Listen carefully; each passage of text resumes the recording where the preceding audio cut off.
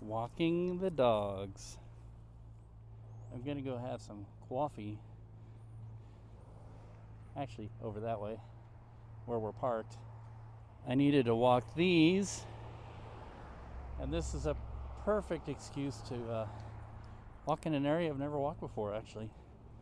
And this is 31st Street, Kansas City, Missouri. Across the street, all backlit with the sun behind it, is El Torreon, which is a dance hall. It's been there at least since the 1920s. I think a church owns it now, but the inside and the second floor is spectacular. There's a big dance hall up there with like an atmospheric ceiling. It's all themed, kind of Spanish architecture theme. And it's all original, if the church hasn't ripped it all out. I hope they haven't. This is an area, we're a south part of Union Hill, which is kind of a upper middle class neighborhood. And this area here is a lot of bars have sprung up around here, little restaurants and things. And the branding is Martini Corner. And off in the distance up there is the KCTV tower. A TV tower was built in the 1950s. I don't think you could get away with doing something like that in a urban environment these days. Yeah, that's a KCPT Channel 5 tower. I also believe,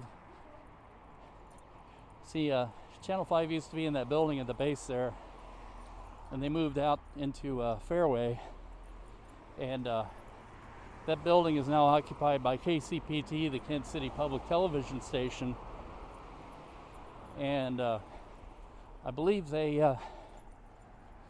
also use this tower for their broadcast signals, but don't quote me on that, I don't know. And one of the reasons you can't build something like that in an urban environment anymore is because when these towers freeze up, which they do usually once or twice a year, they get coated with ice, and then the temperature gets above freezing, the ice starts falling off the tower in these huge spears, and if you're underneath it, if you're walking underneath it, it'll kill you. I've seen these ice spears pretty much go through cars, and there's some houses right here that suffer pretty greatly when it happens. This is Union Hill neighborhood.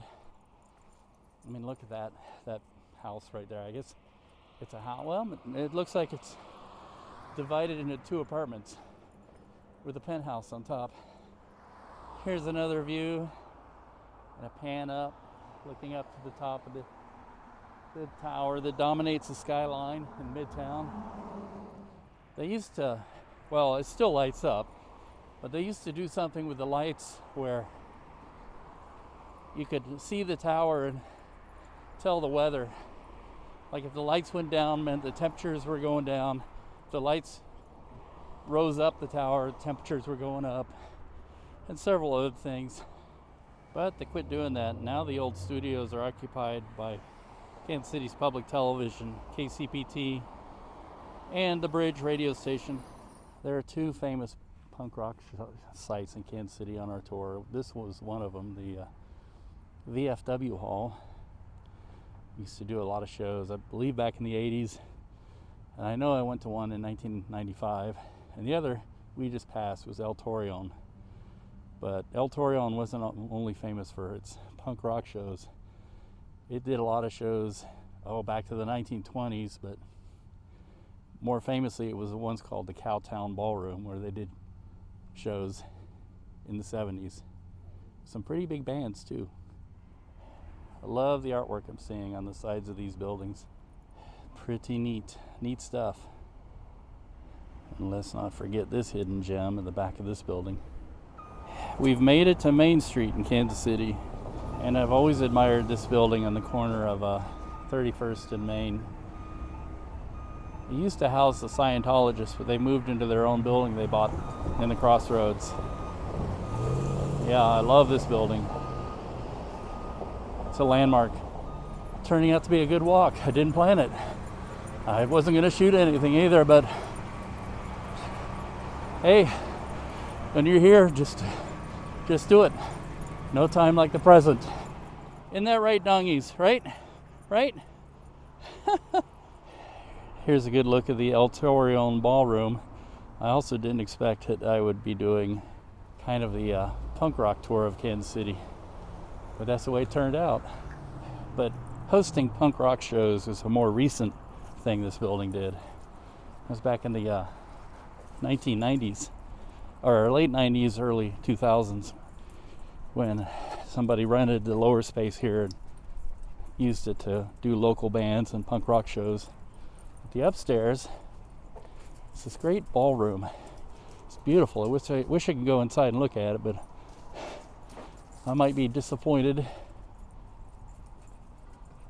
to find out that it's been, I don't know, remodeled. But I hope not. And yeah, this building did the Cowtown Ballroom in the 1970s. And before that, it did a lot of jazz and going all the way back to the 1920s.